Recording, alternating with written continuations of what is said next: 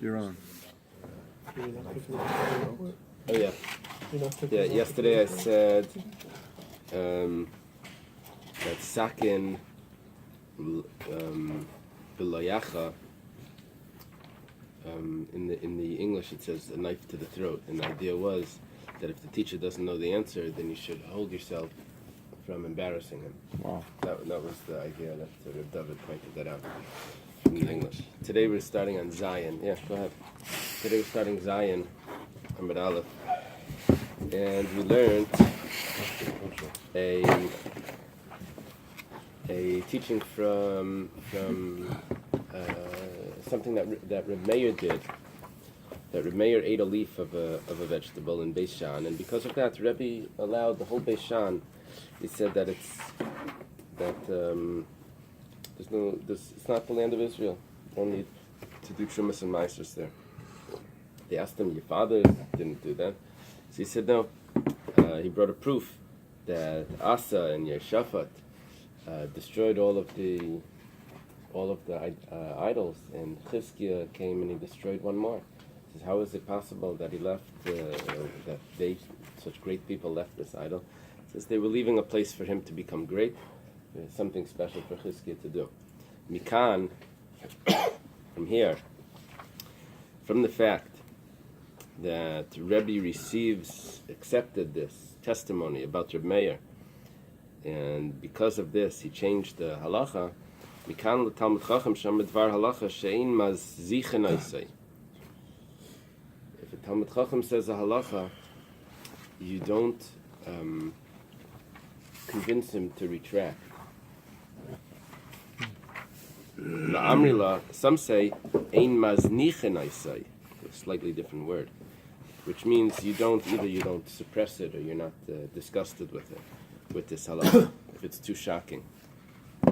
In brisk, they would say, if you said a chiddush, they would say too gross a chiddush.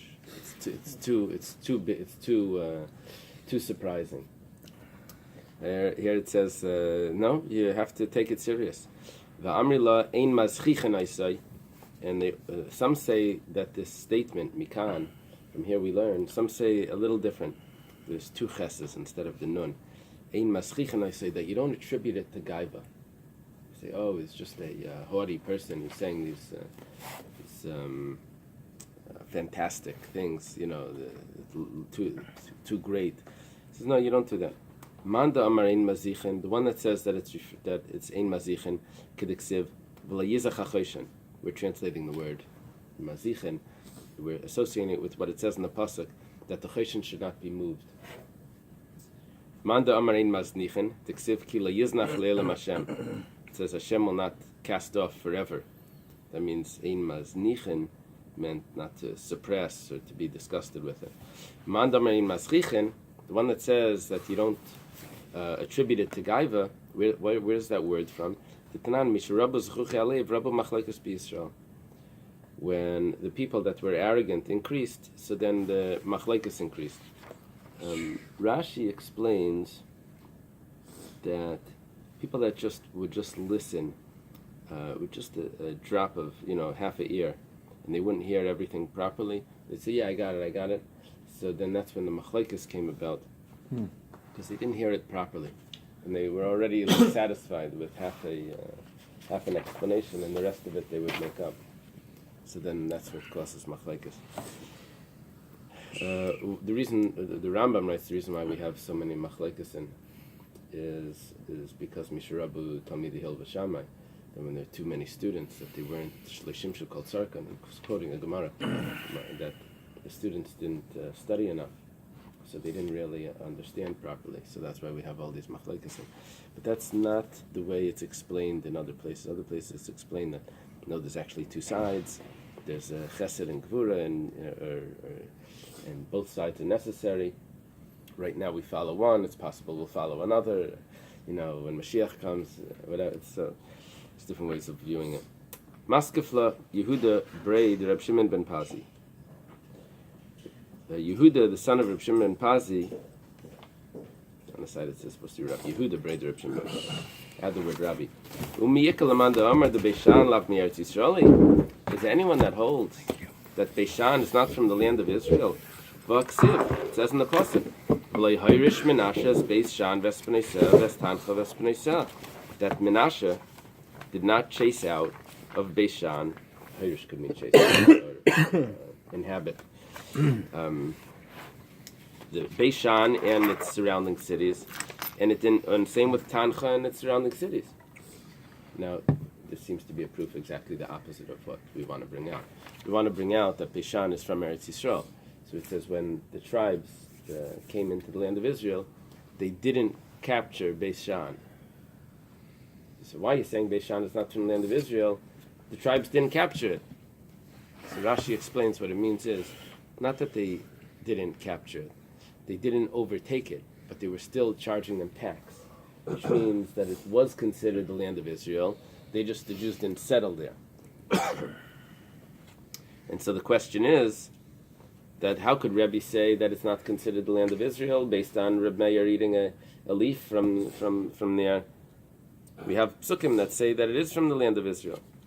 So the Gemara answers, "Ishtamitzah Yehoda Amar Reb Shimon ben Eliakim Mishum Reb Elazar ben Pedas Shamar Mishum Reb Elazar ben Shemua." He's forgetting what Reb Shimon ben Eliakim says in the name of Reb Elazar ben Pedas. That's Reb Elazar, who says in the name of Reb Elazar ben Shemua, one of the students of Rabbi Akiva, that Harbi Krachim Kav Shemoy LeMitzrayim V'lei Kav Shemoy LeBavel. There were many cities that when they came there the first time into the land of Israel, they conquered them. But when they came back, when they went to Babylonia for 70 years, and then they came back to the land of Israel, they did not conquer them. And the Rambam writes they didn't conquer them because there weren't enough people. They didn't. Only 42,360, whatever, something like that. People came back. 42,000 and something people came back after the Babylonian exile. So they didn't need all of those cities. But what we're learning here is that you quoted a pasuk that this place belonged to the land of Israel, Beishan belonged to the land of Israel. Yeah, that was the first time. But then they were exiled, and then they came back a second time. What happened the second time? They didn't conquer it. The Kasavar, and he holds, Kedusha Rishayna Kitchel Shaita, that the first time the land of Israel was sanctified, means when they traveled over the land of Israel carrying the ark, and they went, and it was just like they just traveled and they just conquered the whole land, all 31 kings, and that was only a temporary sanctity. But it wasn't sanctified for the future. And what's the discussion here? There's a discussion of Kedusha Shniya. When they came back the second time, that sanctity lasts. In other words, is the land of Israel still holy? Right now, that's the second sanctity. When they came back with Ezra, that sanctity still exists. It's the first sanctity that didn't last. It's interesting. Wow. That you would think the holier one, but no, the holier one, the first one, that only stayed until the exile. And when they left, the second one that came back, sort of like on their own, that's the one that lasts. Wow. It's that's deep. Yeah. Now, if you ask the Satmar, they'll say that it's not holy anymore. I don't know, but that's not the halacha. We're going to edit that out of the tape. No problem. So, I'm sorry. So what are we saying? We're just saying the first one wasn't holy. It was holy. The second one to be holy. The first one didn't last. So when they came back the second time, that's the sanctity that lasted. So if there were certain areas that the first time, when they came out of Egypt, if there are areas that were captured then, that were sanctified, but then when they came back the second time, after Babylonia, they didn't capture those. So those areas don't remain holy just because the first time they were holy. The chassidus in that is that everyone's born with potential, but if you don't develop it, so it doesn't last. So everything that's natural at a time of challenge, like natural intellect and all of them, when a person's challenged, it disappears. If a person, what you work on stays with you. What you're given doesn't really. Okay. Amar lei Rabbi Yirmiyah l'Rab Zera. I'm sorry, I skipped one line. Why did they not conquer this? It looks a little different than what we learned from the Rambam. They left this in order to allow the aniyim, the poor people, to go around in the Shemitah, to be able, Rashi adds in, to be able to work those lands. And make a living? And make a living. Because those lands would not be considered the land of Israel. There's a question on Rashi. He says, Mutalachrish v'lizrayasham. There's a question on Rashi. The Mishnah Lamelech asked the question. He quotes a Mishnah. The Mishnah says that the lands that were conquered the first time but not the second time, it's not totally not the land of Israel. It's not the land of Israel regarding the fruits of Shemitah, but you're still not allowed to work it. It's a question on Rashi because there's a clear Mishnah that doesn't fit with this. Okay, Amalei Rabbi Yirmiyah Rab Zera. Rabbi Yirmiyah says to Rab Zera, "V'harab Meir ala ba'almahu da'achal." He just ate a leaf. Why are we making these huge halachas from eating a leaf? We have other interpretations. You made this whole thing that Beishan isn't the land of Israel because he took a leaf and he ate it. A leaf is achilas arai. And what happened? He didn't take meiser off it. We're not talking Shemitah now. He didn't take meiser. The rule with meiser is that achilas arai, if you're in the field and you're walking around in the field, you're allowed to eat. You don't have to take meiser from the field. It's only after the grain is harvested and piled up when it has to be nigmar malachtan. It has to be done. Here he just took a leaf and he ate it. Nosh. So amalei me'aguda achle. No, we're talking about not that he pulled the leaf off the off the plant. We're talking about that it was already wrapped up. It was already ready for sale. It was in a package. Utanan yerek hanegad. It says a vegetable that's already wrapped up. It's packaged. Misha yaged. When is it considered its work is done? It's a finished product when it's wrapped up. When it's they put vegetables in a string. They tie it together. The Gemara says v'dilma lavadaite. Maybe he didn't realize. Reb Meir just made a little mistake. We're making a whole halacha here out of this. We're changing the place of Beishan, and really, Reb Meir forgot he didn't take meiser, but really it needs meiser. The Gemara says, "Whoa, hashta behemtin shel tzadikim in Hakadosh Baruch Hu mevitakal al yadan." When it comes to the animal of a tzaddik, Hashem makes sure that no mishap should come from the animal of a tzaddik. So tzaddikim atzmim lekolshkin. If a tzaddik himself, you're going to say that he made a mistake.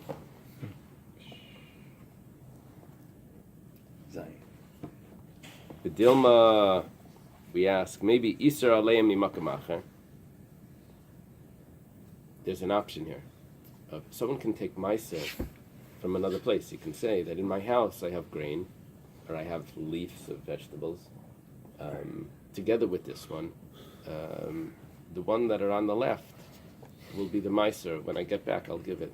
And meanwhile, I can eat this right here. So how do we know that Reb Meir did not really take meiser? Maybe Yisrael mimakam acher. He separated things in his mind, in his house. So the Gemara says, "Leinechshtu chaverim lichim shleimin hamukaf." Shleimin hamukaf means something that's not right here. We don't suspect someone that's careful. A chaver. Chaver is someone that's watching over, right? Someone that's scrupulous. He does things carefully with tum and tara and all of that. That he would take meiser from something that's not right here. Why? Because it's possible that he doesn't know what's going on in his house. Could be someone just ate that. And it got destroyed. Maybe it rotted. He's on a trip. He says, "Oh yeah, in my house I left that." But if you're going to be careful, you can't do that if you're careful. A chaver wouldn't do that. So we're not going to suspect that Reb Meir did that. Maybe he put his eyes on one side, and he said that should be meiser, and he ate from the other side. That's right here. That's no problem. So Amalei, he says, "Chaziman gav Rabbi kamasadalei." You have to see who was the person that testified about Reb Meir. It's possible that that's what happened, but since we have a testimony from Rabbi Shua ben Ziruz, who's the brother-in-law of Reb Meir, possibly I didn't look that up yet. So he must have seen accurately. He was careful with his testimony. So we're not going to suspect that. Okay. Now we've been mentioning that there's the animal of a tzaddik. Hashem doesn't make a takala happen. No mishap should come to an animal of a tzaddik himself for sure. Now we're going to go through that Gemara. That's basically the sugya of today, is this Gemara of Pinchas Ben Yair. How do we finalize? Why was he OT'd from the pile? He held that it wasn't Eretz Yisrael. That's what we learned. That's why he was not there. He held that it wasn't Eretz Yisrael. We were questioning, how can you make such a huge statement that Beishan isn't Eretz Yisrael? Maybe he has all these other reasons why he didn't do it. So we said, no, we have a testimony. Okay. My behemten shel tzadikim. What is this that we were talking about when we said an animal of a tzaddik? That an animal of a tzaddik, nothing bad would happen. There are Pinchas Ben Yair havikaz lepidyon shvuyim. Pinchas Ben Yair, he was going to pidyon shvuyim to redeem captives. By the way, Pinchas Ben Yair is related to Reb Shimon Bar Yochai. He's either a son-in-law or a father-in-law. Tell me. He's a father-in-law. He's the father-in-law. In the Zohar, I think it says he's the father-in-law. In the Gemara, it appears to be the son-in-law. Chasan or Chaysen. It is different kirsais. But when there's a story after Shimon Ben Yochai comes out, he goes to the mikveh with the Pinchas Ben Yair, and Pinchas Ben Yair was crying. Remember? When he sees the cracks on his body, because of the skin was cracked from sitting in the sand, and his tears were flowing in, and it was giving him pain. And Reb Shimon Ben Yochai said, if you didn't see me like this, then I wouldn't have this Torah. So there's a relationship with Pinchas Ben Yair. Now, Pinchas Ben Yair now he's on his way to do Pidyon Shvuyim. He married his daughter? Possibly married his daughter, or Reb Shimon Ben Yochai married Pinchas Ben Yair's daughter. They're in the same family picture. So, what time is this? This is in was the Rabbi in Hadrian's time? No.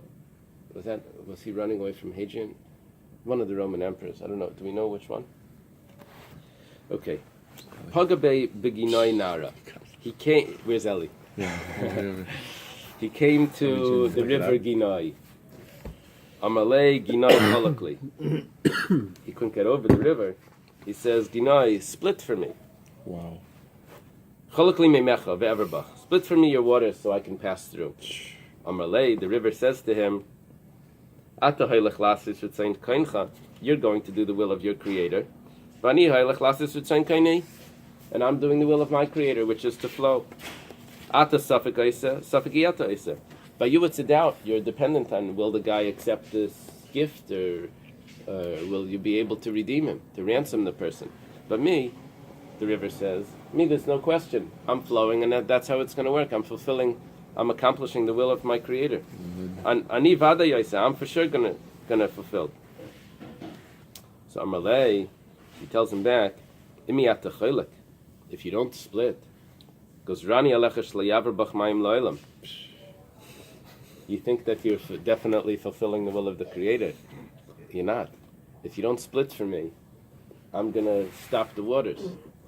There's going to be no more water, which means that he'll divert the path, I guess. The water will go to the sea some other way, and this valley, river valley, will be dry.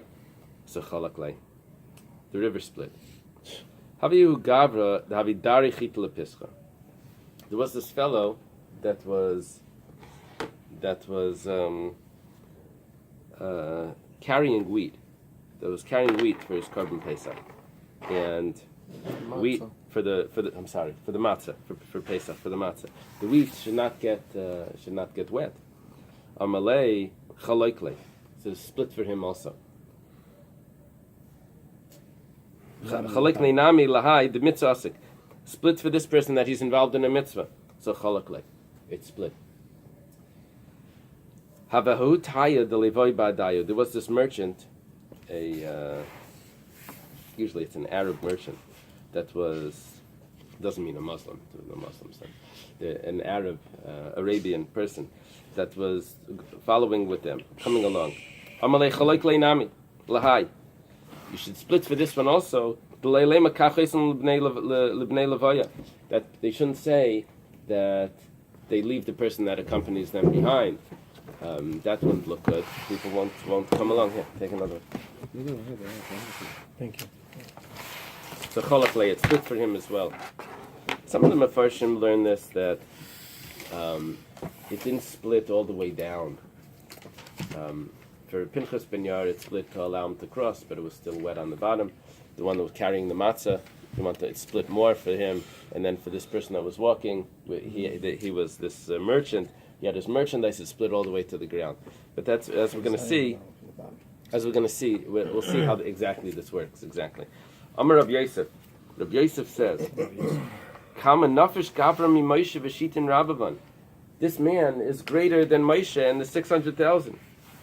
The Ilu Hasam, when it came to Moshe, Chad Zimna, it split once.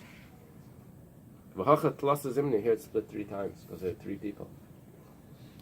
The Gemara asks, V'dilma hachanami chad Zimna. Maybe over here it only split once, and what he said was, remain split to allow the next person to cross. Didn't split, didn't go back and then split again, go back and split again. So Ella Kim Moshe v'shitin Revi. Okay, we'll accept it's like Moshe in the 600,000.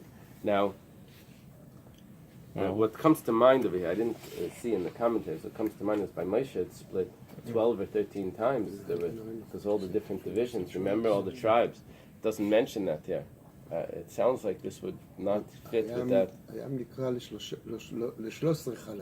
Right. Right, but over here, it doesn't fit. It doesn't fit with that. Why? Maybe he had it split for 3. That's fine, but then Moshe was greater. Moshe split 12 or 13 times. No, it said 13 because Moshe was all at once, right? Yeah, but then the Gemara concludes maybe it was all at once. Moshe didn't split Maybe for a this guy. was all at once. All 3 were at once. Moshe didn't split for a guy. Here he split for a guy. Okay. The Arizal writes that the Erev Rav, what happened was, you see let's say this is the sea, the Yam Suf. So the Yam Suf doesn't go all the way to the Mediterranean. Now the Suez takes it up, but what happened was they went over into the desert. They passed the Yam Suf. They went over on dry land into the desert. They dropped off the Erev Rav. Then they went back in front of Lufnei Piachiras, Lufnei Baltzafain. They went back, and that's when Pari says, these guys are lost. Interesting. And so then they went through the Yam Suf, and they came out on the same side, and then they went back and they met up with the Erev Rav that were already on the other side. Wow. So the Erev Rav weren't there. Didn't cross. Does Rashi said? No, the Arizal. I read it in Eily. Eily is a book of maps. Okay. The early illustrations of Talks and Tales had specifically a picture like that. Where they went over and then No, back. like you just said, that is a. Uh-huh. they went around like in a U-turn. You know, Moshe Schwartz used to draw those pictures. This is Moshe Schwartz. It's an old guy, so Uh-huh. that was Magia those things. So I'm just saying, it's Very interesting. Still have it? printed in all the books. They have Chidushim in the Talks and Tales. Was the early magazine they have. You see, Rabbi, what happened when he sit next to me? He became wise. Very good. Ikla lahu ushpiza. He came to this inn. We're talking about Pinchas ben Yair. Ramalei sare lechamre. They placed barley for the donkey. Lo yachal. But the donkey didn't eat it. Sometimes it could be the donkey's picky. So chavtinu. They sifted it, which means they banged it or they sifted it. They took out some of the dirt to make it more presentable. Lo yachal, it still doesn't eat. Nakrinu. They took out the dirt by hand. הם לא איסרו את זה. Lo yachlu. הם לא איסרו את המעשה, בשביל זה הוא לא אכל. Very good. בשבת. Very good. Very good. It's the blue shirt. It's the blue shirt. Nice.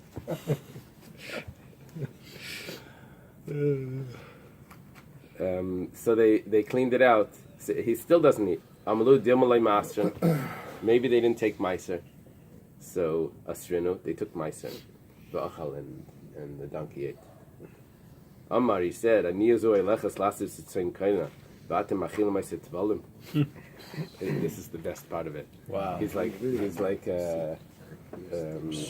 telling them, this poor thing is going to do a mitzvah, and you tried to feed it. Tevel. So- even the חמור של הצדיק, כמה הוא מקבל זה. Right. The Gemara says, Umi mechayva? Is it even chayev in Meiser? It's not chayev in Meiser. But Tanan, we have a Mishnah. Halakech lezera. Someone buys grain to plant for seeds. He's going to use the grain not to eat, but to sow his field, or lebehema, or for animal food. The kemach loiris, or he gets flour that he's going to use in the tanning process. That they would tan the leather. They would need to put flour on it. Shemen lener, or he buys oil For a lamp. or he makes oil for a lamp, but not for food. Or oil to put on utensils. Wow. So all of those are pater mehadamai. That's pater from demai. You don't have to take meiser from that. Well, it doesn't really say meiser. This must have been demai, and they had to do. This wasn't real an issue of meiser. According to this, the way we're asking it, we're asking that we don't know if Meiser was taken, and he had to take Meiser again because of Demai. We're saying that it's exempt from Demai. Demai is when there's a doubt if Meiser was taken. So Hasamit Marallah, over there it says, Amar Rabbi Yochanan Leishano Shlachan Mitchila Lebehema, Valachan Mitchila Adam, Vadim Lachalem Lebehema Chayev Laser. 1 second. Over there, that's only if the food was purchased for animal food. But here the food was purchased for human food. If it's purchased for human food and then you give it to an animal, so then you have to take meiser. It's only if it was initially purchased for the animal food that you don't have to take meiser. Because the chiyuv of meiser was on it when it was bought for human consumption. V'hatanya, and we even have a brisa that proves this. The word v'hatanya could mean, but it was taught in a brisa, and it could mean, and this was taught in a brisa, because the word v'ha could mean but or this. So it's confusing. But here Rashi usually tells us what the v'hatanya means. And here Rashi says b'nichusa. It means not in support. B'nichusa means just to read it through, not in question form. Bitmiya would mean in question form. That's it. V'hatanya, but it said in support. Halakech peres min hashuk la'achila. If someone buys fruits from the market to eat, b'nimlach alayim, and then he changes his mind lebehema, that he's going to feed it to his animal. Then you're going to need to take meiser because your initial purchase of it was for human consumption, and requires meiser. So meiser does have these differences of what it's being used for. We learned already that if you're eating a temporary, if it's just arai, if you're in the field, you don't have to take meiser. If it's not completed, you don't have to take meiser. We said that it was already wrapped up by Reb Meir, and now we're learning another thing with meiser, that if it needs to be purchased for human consumption, to require meiser, not if it's purchased for other uses or animal food. Shama Rebbe hears. This is Rabbi Danasi. Rebbe hears that Reb Pinchas ben Yair is coming. So Nafak Lafe, he goes out to greet him. Amalei, he says, can you come and eat by me? Be my guest. Amalei Hain. Pinchas ben Yair says yes. Tzavu panav shel Rebbe, so Rebbe's face begins to shine. Amalei, so Pinchas ben Yair tells him, Kimidumata, it appears to you, like apparently you think, Shemuda Hanam Yisrael Ani, that I'm someone that doesn't take any enjoyment from any other Jewish person. It's not true. Yisrael Kadeshimim, the Jewish people are holy. But why do I usually not go to anyone's house? Because Yesh writes of Eily. Some people want to feed me, but they don't have enough. The Yesh Levein writes, and some people have enough, but they don't want to feed me. Uksiv, Al Tilcham Eslechem Ra, I don't have the vowels here. What's the... Tilcham. Tilcham Eslechem Ra, Lechem Ra Ayin, Val Tisol Lamata Maisav, Kikamaisar Benafshe, Kenhu. Wow. Do not eat the bread of a miser, and do not desire his delicacies. Right. And how does it translate Kikamaisar Benafshe? Shar Benafshe, that For he's like estimating? For like one whose soul is embittered, so is he. Kikamaisar Menachem kain hu. Right. I understood what it means, that he's thinking, he's contemplating in himself. Should he actually be giving this food away? Achol v'sheisei yoy malach b'libe balimach. They say that Says, come come and eat, but he really mean it. he doesn't mean it. Oh. Va'atereitze v'yeshlach. However, you want, and you also have. Rabbi, we know, was rich. Okay, and He lived in the same generation. I thought Rebbe was many years after. well, Rabbi was a friend of Rabbi Lazar Bar Shimon. The son of Rabbi Shimon Bar Yochai, right? So, Uh-huh. if it's So a he's father-in-law, next if it's a father-in-law, then he was very old. If it's a son-in-law, so it's his contemporary. You ever see that chart with all the Tanaim and Amoraim? You have it? Yeah, Can you get us, please? I'm saying that would have been. yeah. Yeah, bring it here. We put it on the wall. Sometimes you have somebody on the chart who's there's the same name but different generation. Right. Because I once saw a whole discussion between Like Shimon ben Gamliel. Yeah, and I asked my Rosh Yeshiva, and he opened up the Gemara right away, and he said there's two people with that name. Uh-huh. Yeah, that happens. So it's named I assume his Pinchas grandfather. ben School Yair was librarian right. will make sure your book doesn't get lost. Mia. You bring this chart. Which librarian? It's his father as the librarian. So after all of this, where Pinchas ben Yair says that yes, to you I'm ready to come. However, Mia hashta Mr. Hivna, but now I'm in a rush. The b'milsa the mitzvah kotarachna, but because I'm involved in a mitzvah. So he says, yes, I'm coming, Take a rain check. but it's going to have to be when I get back. Ki adar nasin ayalna. How do they have the vowels? Ayalna legabach. When I come back, I'm going to come to you. Ki asa on his way back.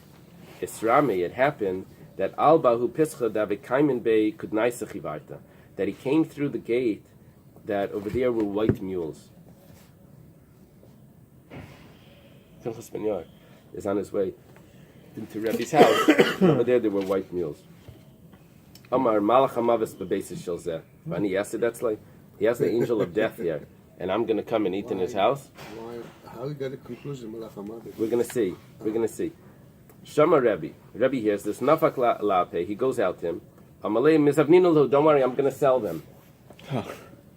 Amalei v'lefnei v'leisit michshel. You're going to sell them to someone else. That's an aveira, because you're going to put a stumbling block in front of other people. What are you going to gain by that? You're going to give it to other people to have the angel of death. Mafkarna lahu. I'm just going to, okay, I won't give them to anyone else. I'm just going to make them hefker. So he says, mafshas azeka. Then there's going to be even more damage. No one's going to be responsible for them. They're just going to run wild. They'll cause more damage. Akarna lahu. Kind of usually means to castrate.